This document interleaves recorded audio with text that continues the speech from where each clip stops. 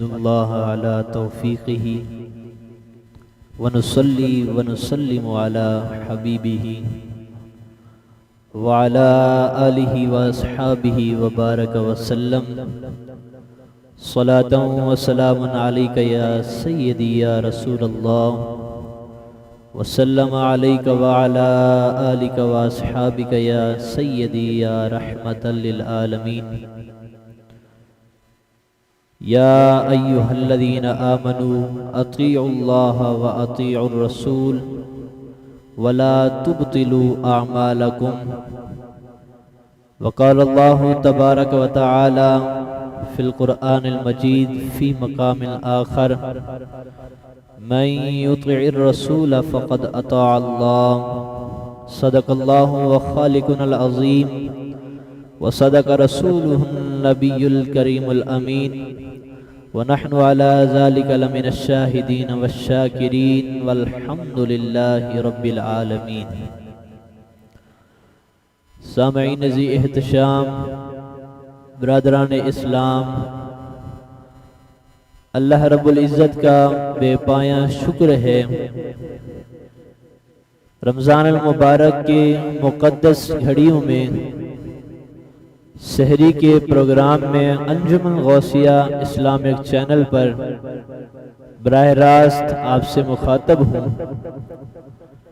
جس عنوان کے تحت آپ کے سامنے گفتگو کرنی ہے اتباع سنت رسول اللہ صلی اللہ تعالی علیہ وآلہ وسلم ہے۔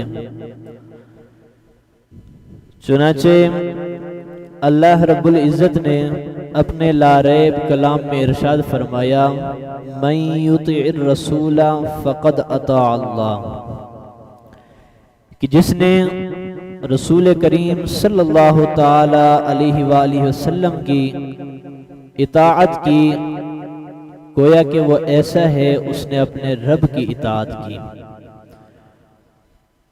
گزشتہ ادوار میں سلسلہ کچھ یوں تھا کہ رضائے خداوندی کے حصول کے جو طرق تھے، جو راستے تھے، وہ مختلف تھے۔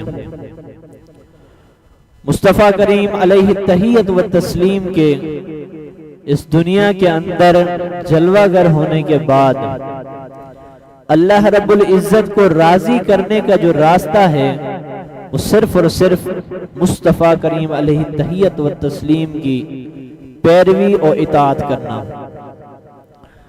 یعنی جس نے رسول کریم صلی اللہ تعالی علیہ وآلہ وسلم کی سنت کی اطاعت کر لی تو فرمان خداوندی کے مطابق گویا کہ اس نے اللہ رب العزت کی اطاعت کر دی۔ اور جس شخص نے، جس مومن نے، جس ابن آدم نے رسول کریم صلی اللہ تعالی علیہ وآلہ وسلم کی رضا کو حاصل کر لیا، گویا کہ اس نے رب العزت کی خوشنودی کو اور رب العزت کی رضا کو حاصل کر لیا۔ دوسرے مقام پہ اللہ رب العزت نے جو ارشاد فرمایا یا ایھا الذین آمنوا اطیعوا اللہ واطیعوا الرسول ولا تبطلوا اعمالکم، جس کا مطلب یہ ہے ایمان والو اللہ رب العزت کی اطاعت فرما برداری کرو، اور اس کے بعد فرمایا کہ رسول کریم صلی اللہ تعالی علیہ وآلہ وسلم کی اطاعت کرو، آگے فرمایا ولا تبطلوا اعمالکم، ایسا نہ کر بیٹھنا، کبھی ایسا عمل اپنے سے سرزد نہ ہونے دینا کہ اپنے اعمال کو ضائع کر بیٹھو۔ سوال پیدا ہوتا ہے کہ اعمال ضائع کس طرح ہوتے ہیں؟ تو رب العزت فرماتا ہے کہ جیسے ہی تم اپنے رسول کی پیروی کا انکار کرو گے یا رسول کی پیروی نہیں کرو گے، نافرمانی کرو گے، تو گویا کہ تم سب نے اپنے اعمال کو ضائع کر دیا ہے۔ رسول کریم کی پیروی نہ کر کے حج بیت اللہ کی سعادت جو حاصل ہوئی تھی وہ بھی اس کے منہ پر ماری جا رہی ہے۔ روزے کی سعادت اگر اسے حاصل ہوئی تھی تو وہ بھی اس کے منہ پر ماری جا رہی ہے۔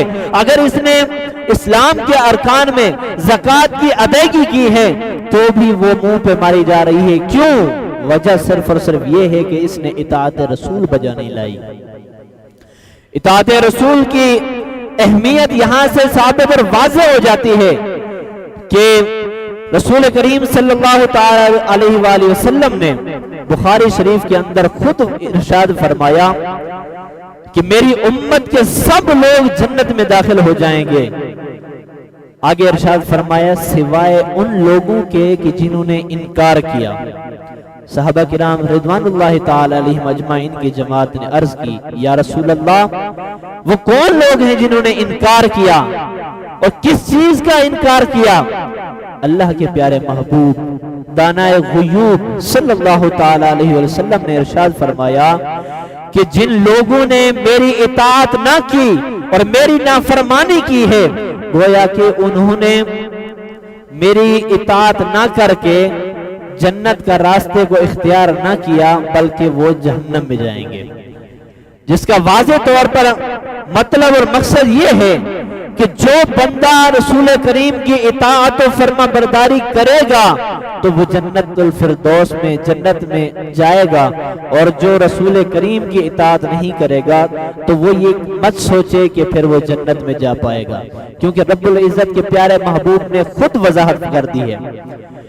امام مالک رضی اللہ تعالی عنہ ارشاد فرماتے ہیں کہ سنت رسول جو ہے یہ حضرت نوح علیہ السلام کی کشتی کی مانند ہے کہ جو اس کشتی کے اندر سوار ہو گیا تو وہ کامیاب و کامران ہو گیا، جو اس کشتی کے اندر سوار نہیں ہوا تو غرق کے آب ہو گیا ہے، وہ پھر پانی کے اندر غرق ہو گیا ہے، اس کا پھر اور کوئی ٹھکانہ نہیں ہے۔ یہ سنت کی اہمیت ہے، قرآن و سنت کی روح سے اور اس کی روشنی میں۔ یاد رکھیں کہ بہت سی وہ ہستیاں ہیں کہ جنہوں نے سنت مصطفیٰ کے مقام کو سمجھا اور سمجھنے کے بعد اس پر عمل پیرا ہوئے تو رب العزت کی خوشنودی بھی حاصل کر لی۔ حضرت حاتم بن اسم رحمت اللہ علیہ اللہ رب العزت کے بہت بڑے ولی ہیں۔ حضرت حاتم بن اسم سنت کی پیروی کس طرح کرتے ہیں توجہ کیجئے گا۔ ایک بار صبح کی نماز کی یا تو ان کی ایک رکعت رہ گئی ہے یا پھر تکبیر اولیٰ رہ گئی ہے، پہلی تکبیر ان کی رہ گئی یا پھر نماز کی ایک رکعت رہ گئی۔ 3 دن تک مسلسل 3 دن تک گھر میں گھٹنوں پہ سر رکھ کے روتے رہے۔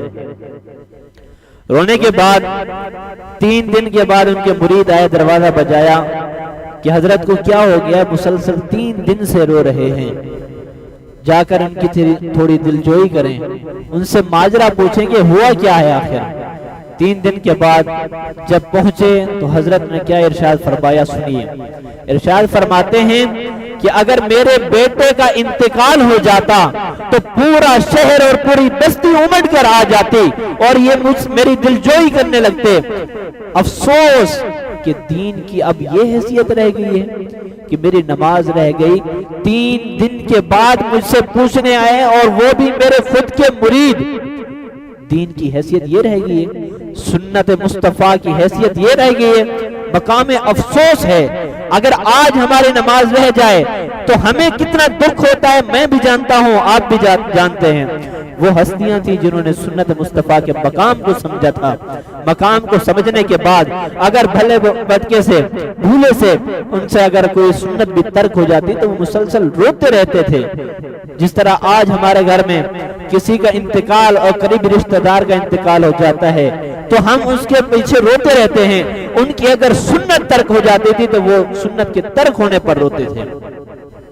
اے کاش کہ ہمارا بھی یہ وقت آئے، اے کاش کہ ہمیں یہ بھی نصیب ہو کہ اگر ہماری سنت چھوٹ جائے تو ہمیں بھی رونا آ جائے، لیکن کہاں، ہمارے دل تو پتھر ہو گئے۔ علاوہ ازیں حجاج بن یوسف مسلم دنیا کے بہت ہی مشہور و معروف حکمران گزرے ہیں۔ ان کا دور ایسا ہوا، یہ بہت بڑے ظالم و جابر تھے۔ ان کے بارے میں ایک روایت یہ ہے کہ 70,000 قتل تو اس نے اپنے ہاتھوں سے کیے ہیں، اور 90,000 قتل اس کے جو کارندے تھے ان کے ہاتھوں سے ہوئے۔ ایسا جابر ظالم حکمران۔ اس کے دور حکومت میں قحط سالی پڑ گئی۔ تمام اس وقت کے جو مشائخ تھے، علماء تھے، عوام تھی، 3 دن تک مسلسل دعائیں مانگتے رہے، الہ العالمین بارش ہو جائے، مگر بارش نہیں ہوئی۔ غیب سے ندا آئی، اب یہاں پر وہ بندہ دعا مانگے گا کہ جس نے اپنی زندگی کے اندر زمانہ بلوغت سے لے کر اب تک عصر سے پہلے کی جو 4 سنتیں ہیں اور عشاء سے پہلے کی جو 4 سنتیں ہیں، جبکہ سنتیں غیر مؤکدہ ہیں کہ اگر اس کو پڑھا جائے تو رب العزت کی جانب سے ثواب ملے گا، لیکن اگر اسے ترک کر دیا جائے تو گناہ نہیں ملے گا، لیکن سنت تو ہے نا، وہ بندہ جس کی عصر سے پہلے کی 4 سنتیں رہ گئیں، جس کی عصر سے پہلے کی جو 4 سنتیں کبھی نہ چھوٹی ہوں، اور عشاء سے پہلے کی جو 4 سنتیں ہیں وہ بھی کبھی نہ چھوٹی ہوں، آج یہاں پر وہ دعا کرائے گا تو اللہ رب العزت کرم فرما دے گا۔ یہ واحد شخص حجاج بن یوسف تھا کہ جس کی کبھی بھی زندگی کے اندر عصر سے پہلے کی 4 سنتیں نہ چھوٹی تھی، عشاء سے پہلے کی 4 سنتیں نہ چھوٹی تھی۔ اگرچہ اپنی دنیا کا سب سے بڑا جابر حکمران تھا، بڑا ظالم حکمران تھا، رب العزت نے اس کے ظلم کو نہ دیکھا بلکہ اپنے محبوب کی سنت کو دیکھتے ہوئے جیسے ہی اس نے ہاتھ اٹھائے چھم چھم بارش برسنے لگ گئی۔ اللہ رب العزت نے اپنے محبوب کی سنت پر عمل کرنے والے کا پاس کیسے رکھتا ہے؟ اے لوگوں، اب آج بھی سنت پر عمل پیرا ہو کہ دیکھو تو صحیح اللہ رب العزت کی برکات کا نزول کیسے نہیں ہوتا۔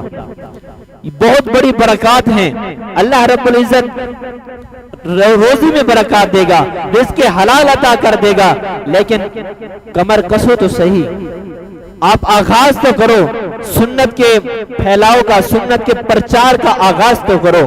الہ العالمین تیری پاکیزہ مقدسہ بارگاہ میں قلب بند دعا کرتے ہیں، اپنے محبوب کی سنتوں پر عمل کرنے والا بنا، تیرے فرامین پر ہم سب کو عمل کرنے والا بنا۔ الہ العالمین آئے رمضان مہمان کی قدر کرنے کی توفیق عطا فرما، وما توفیقی الا باللہ۔